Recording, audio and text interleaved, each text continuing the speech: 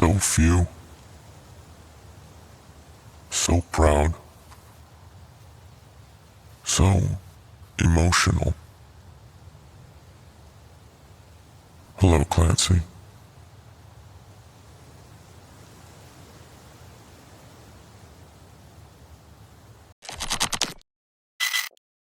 It is Booker and Stryker. They are Josh and Tyler, better known, sometimes known as 21 Pilots. Thank you for joining us, guys. Thanks for having us. Thank you. So let's jump right into Clancy. I mean, God, if you think about a director or somebody that was putting together a movie somewhere, right? They would say, hey, let's grab an artist to do the soundtrack. You guys cut out the middleman. You said, screw having a director. We want to do everything. And that's kind of what this Clancy journey has been. So in a Reader's Digest version, can you kind of explain this world? Clancy, what is it? Who is it? Why?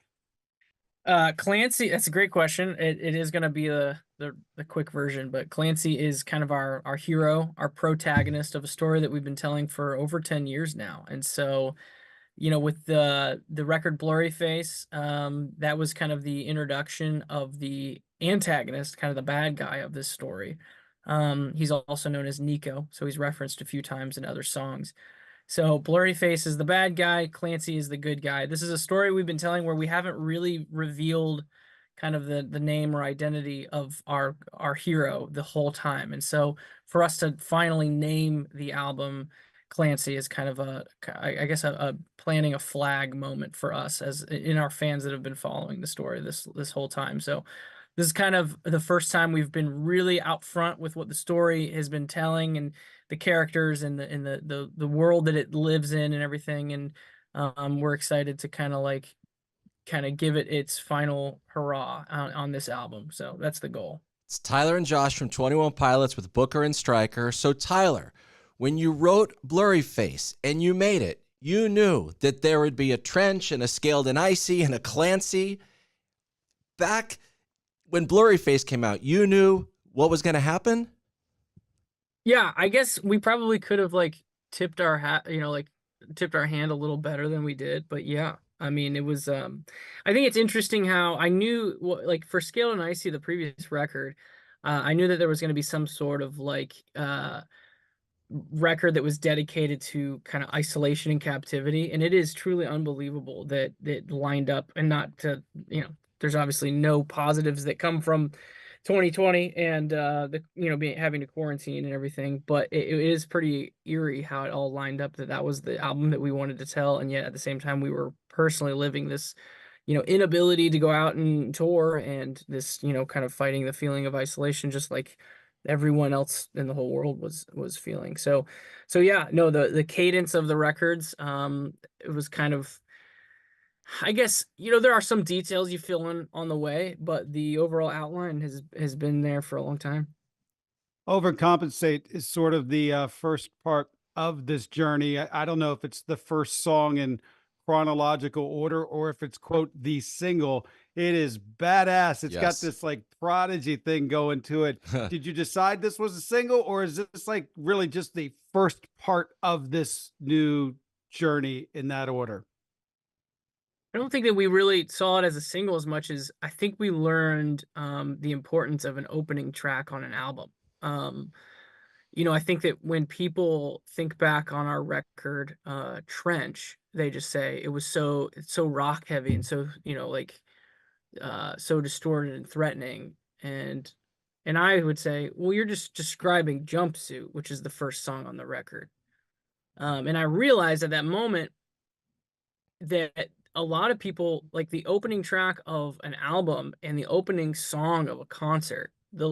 Everyone else's from there on, their lens for the rest of the album or the rest of the show is filtered through that first song. And so we knew that the first track on the album was going to be very important. We knew we wanted to be the first song that we play live for our shows moving forward, and so we knew we had to come out with some attitude and some energy and try to really set the tone. I love hearing that answer. That is awesome. Overcompensate next semester, Backslide exactly 7 songs into the album, and it's not out yet as we sit here today, but thanks for sending it over. There is a song, The Craving, Jenna's version. That's exactly in the middle. So Yeah. I assume that's perfectly placed there. Is there a change in tempo or attitude on the record for the second half as you lead into that song? I think you'll be surprised how we pick back up out of that middle moment. I guess I describe, I was talking with our manager about like how he interprets that song, and he really feels like it's a moment away from the shiny lights. It's an acoustic song in the middle, smack dab in the middle of a really otherwise pretty threatening and energetic record. And it's the moment where you get outside of the city, and you can really the light pollution fades away, and you get more of a visual of the stars and the natural light that pops through. And that's kind of the idea of what this song was supposed to be. And then we pretty quickly kind of rush back into Metropolis world, where there's a ton of craziness going on. So it's a bit of a breath of fresh air in the middle of the record. Yeah. But no, I don't think that it represents what you're going to hear after that. Well, sipping on my Capri Sun like it's Dom Perignon in Lavish, which is the song after that. I just got to say, I appreciate that line. I also like that you got the 3 stripes, the tracksuit, Adidas jacket on right now. It's Tyler and Josh and Booker. I'll let you ask the next question, please. Okay, so the album delayed 1 week in the grand scheme of things. I don't know if that's a big deal, but I love the reasoning behind it. It's because you really wanted this thing to be a complete package that's presented to the world. Are we getting that right? And maybe clarify a little bit about the delay and why it's so important to you guys. Yeah, so this is something we've never done before, but we have been working on shooting a music video for every song on the album. And we've got them all shot now, but then, obviously, like, we realized to edit together 14 videos takes a little while.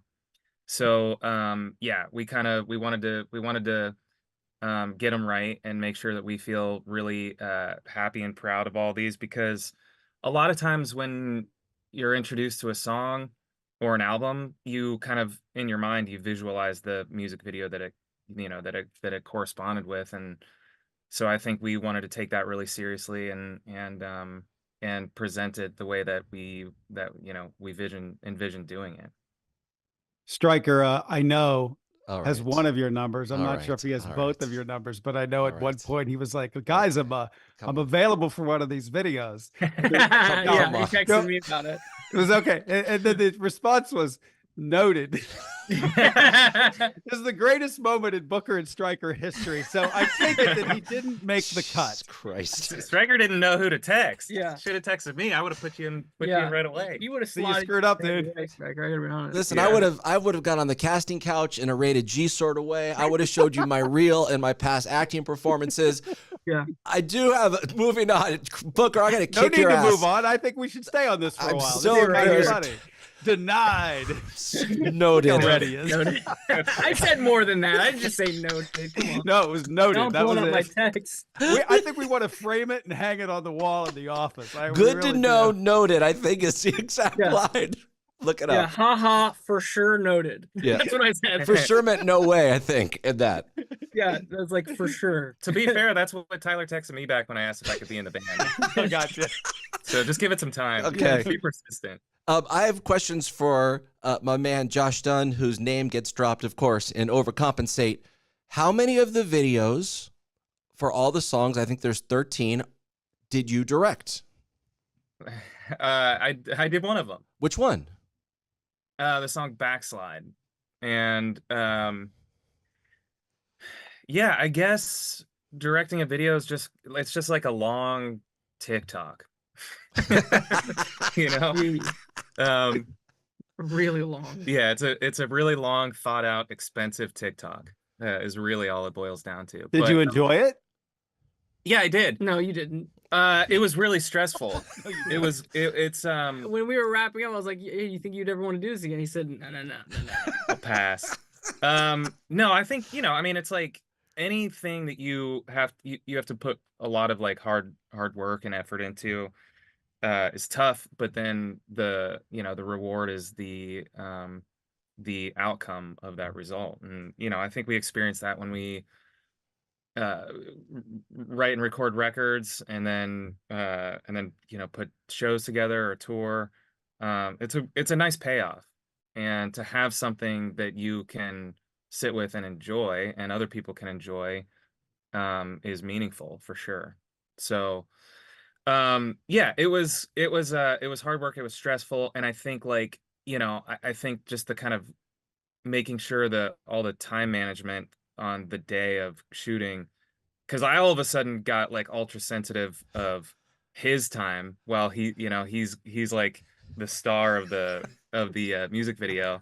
And normally, like, we'll go into music videos and kind of like sometimes we're sitting in a room waiting for most of the day, and other days where we're doing a lot of the stuff on our own, we're just like packing up drums in a Polaris and moving it across. But it is a lot of kind of waiting, and being on the other side of it, I got ultra sensitive, and I was like, I think you should be good for 15 minutes if you want to sit down and rest. Oh, that's But so that was sweet. I don't know, That's funny. that was like one of the biggest challenges. A question about the upcoming tour. There's 2 LA dates at the brand new arena/dome Just called text the me, Stryker. Huh? Just text me. If you want to go, text me. Okay. Okay, noted. Noted. Noted. How are you gonna have a full array of humans on stage for this tour? How planned out are you for that? It is just us 2 on tour. Really? Yep, just the 2 of us on stage now. So for Scale and Icy, we did a bit of an experiment, adding some other players on stage. It was really awesome, a lot of fun. It feels like, and not that we will never do that again, but this tour, I guess we've never really officially like said that, but Yeah. this tour is just going to be Josh and I on stage for the whole, Nice. couple hours. So I'm gonna have to get in shape. Everything you guys do is seemingly incredibly thought out. So when you look at this tour and the success of the band, you probably can do a lot more. So are the visuals going to be amped up? Are we going to be a part of a story that will play out much like this whole tale has? What does this look like? You got some ideas? Stryker does. Hold on. Stryker, go ahead. Okay. Listen, As long as Stryker's in it, yes, he has ideas. I was gonna couple say, 'cause we have some room. trampolines on Yeah. the side of the Trampoline. stage. Yes, the round ones like it's an old exercise video, and you just bounce up and down. My band It's like the mini symbol. one? Yeah, just like Yeah. that. Or you know what? We make everyone in our crew has to be jumping on a small trampoline everywhere that they are in the arena, and they have to show. It's because I need them to promote excitement for what it is they're doing and belief in what it is they're doing. So you'll see our lighting director bouncing around on trampolines. I like that idea. Even if they're backstage. Yeah. For the backstage. We've always wanted to try to fit giraffes in. Isn't that how you met But- Josh at the zoo at the giraffe exhibit? What was that? Isn't that how you guys met at the giraffe exhibit at the yeah. zoo? True. Yeah, that's a good point. And that's why we wanted to do it. It was an homage. Yeah. Yes, it's very thought out. Only Stryker remembered that it's so Yeah. thought Well, out. yeah, it's very hard to remember all of the different ways that Josh and I met. I have a You've made up many different ones, I'm sure. A question about recording the full album, and this goes to Josh Dunn. Was your role in the recording of this, did it seem more collaborative, less, or exactly how it's been the last 10 plus years? I would say relatively close, but I think that the past couple albums that we've recorded, I was actually living in LA. Which, we've really learned how to collaborate from a distance, which is nice. But being back in Columbus was also very nice because just proximity you kind of can't beat. So yeah, I think kind of being over there at his studio, and then capturing drums at my studio at my house, it was it feels really good to be able to do stuff in our kind of own respective spaces. And I also think that doing it that way, for me personally, kind of like lets me feel like I have a little bit more time with it to make it feel like kind of what I want it to be, rather than renting out a studio in LA or wherever and feel like I gotta just get it done so that we're not paying thousands of dollars for the space. So yeah, I think I guess I would say probably a little more on this one, just simply by being around. Nice. Is this as fun as it's always been? Is it more fun? Is it work in a different way? I mean, these visuals and the things that you've done, listening to Josh talk about having to make a video, it sounds a little grown up. And are you having as much fun being grown ups in all of this?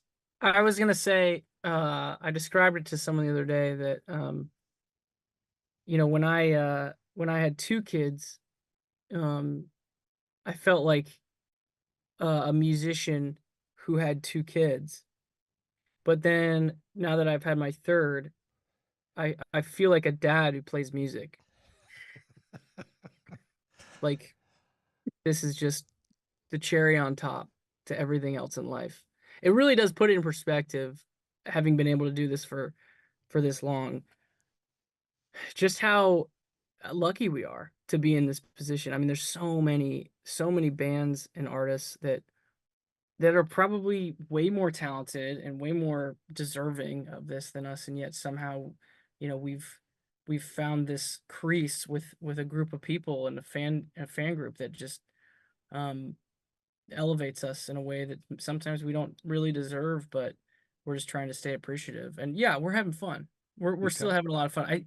It puts it all in perspective too. All the different jobs out there, all the different things that people do for a living that they learn to take pride in.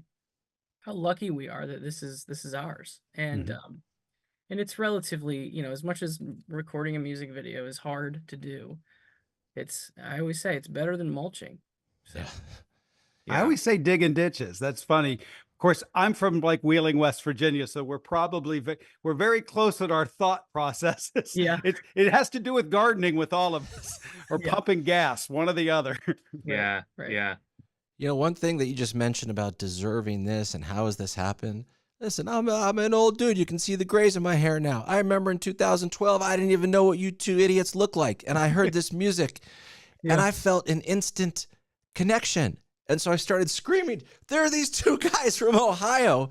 And so if that happened to me, that's what has happened with millions of people. And it's like, we know the work ethic is there and the talent is there and the live shows and the connection. That's the secret sauce. So we appreciate all the great music and great times from you guys. Well, I still have one of my one of the videos. You know how on your phone you can set it that a memory kind of like shows up, like a photo or a video or whatever. Every once in a while, I'll get a memory of a video of Josh and I in a green room backstage, and we're huddled around a computer, and it's because you were playing "Holding On to You" for the very first time, and that was such a big moment for us. So we thank you as well, man. Yeah. You guys. It's cool. And maybe we'll put you in a music video. Okay. It's all he wants. It'll make his day. It would. I mean, It is, again, noted. Okay. Noted. It all comes back to noted. Yeah. 21 Pilots. It's so great to hear you guys. It's wild to hear you guys talk about. You feel so lucky, but I don't think bands sometimes understand that are so different than everybody else, because you are. There's no band that sounds like you. Like, every time you could put most bands and say, well, they kind of sound like this. 21 Pilots sounds like 21 Pilots. That's like an achievement. That's an accomplishment. Like, bands don't get to do that, So congratulations on just being so unique and, giving us such great music along the way. So it's been a privilege for us to talk to you again. And thank you, best of guys. luck with Clancy. We can't wait to see you. Appreciate it, guys. All right. Thank you. Yep. Welcome back to Trench. Clancy's an escape. Welcome back to Trench. Come on. That song just kills, man. I like Goldie Station. It feels like I'm watching Mad Men, the old TV show, for part of it for some reason. I don't know why, but that's kind of what I feel. I don't know why we're supposed to end the interview, so sorry. Go ahead, Booker. Well, interview's over. Now we're asking what we were. Hey, last time we talked, we were talking about TV shows that you're not allowed to watch without your wife, Tyler. And what are you guys watching together now? Like, what's the new hot thing? Because I think we talked about this last time. So we're trying to start. We started watching a show, Fallout, on Amazon. Yep. And then she was leaning over on me as we were watching. We were trying to be cuddly for a second, and then I realized that she was leaking on me. She's breastfeeding currently, and so We got it. We understood. Yes. I guess what I'm trying to say is, like, we don't really have time to watch shows right now, bro. Gotcha. Fair enough. All right. This interview guys. is leaking. Yes. Yeah. I'm leaking right now. I'm leaking. Thank you both so much. I know we only had like 20 minutes, but man, we got a lot. We can't wait to see you live. Congratulations on everything. The full album, of course, drops May 24th, Clancy, and it's amazing. See you guys later. See ya. Thank you guys. Okay, bye. All right. See ya.